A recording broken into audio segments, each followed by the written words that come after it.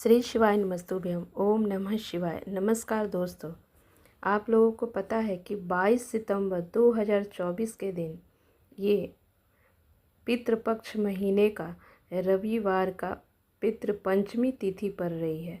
इसलिए दोस्तों इस दिन का महत्व बहुत ही ज़्यादा और बड़ा हो जाता है।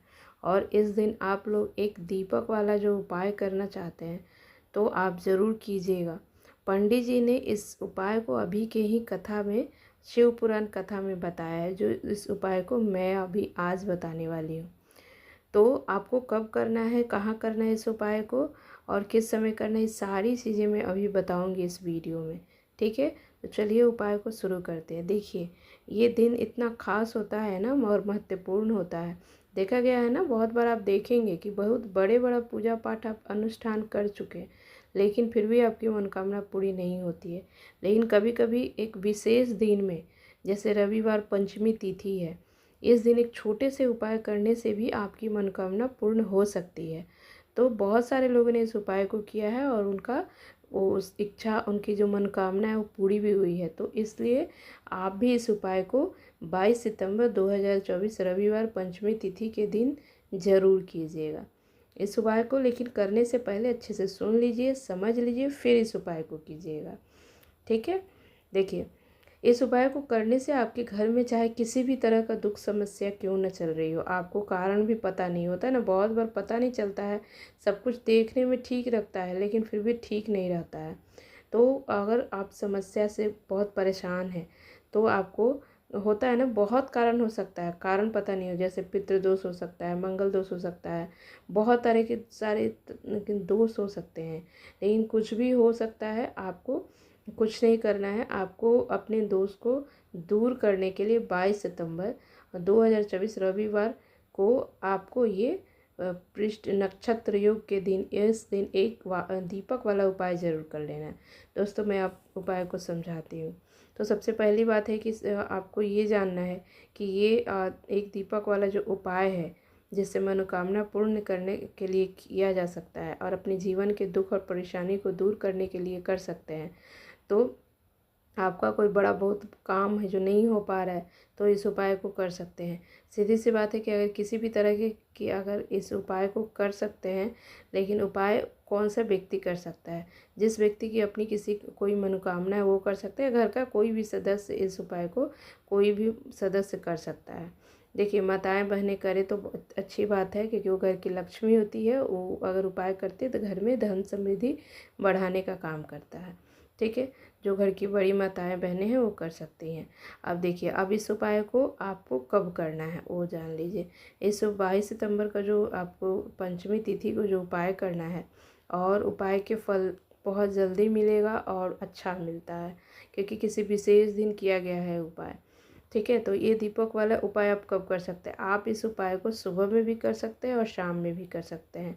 लेकिन अगर पूछा जाए तो सुबह का टाइम से ज़्यादा अच्छा शाम का टाइम होता है उपाय के लिए।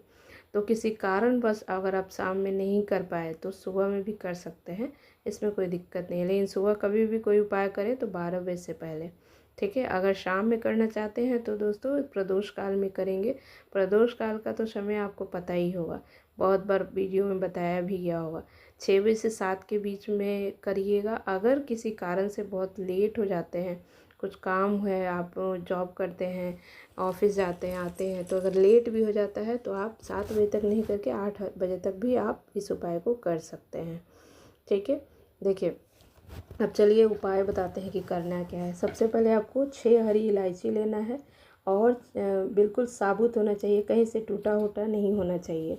और उसके साथ ही आपको 6 लौंग लेना है। ठीक है, उसको भी साबुत होना चाहिए, कहीं से टूटा हुआ नहीं होना चाहिए। ठीक है, और अपने घर के मंदिर में उसको माता लक्ष्मी के सामने रख देना है।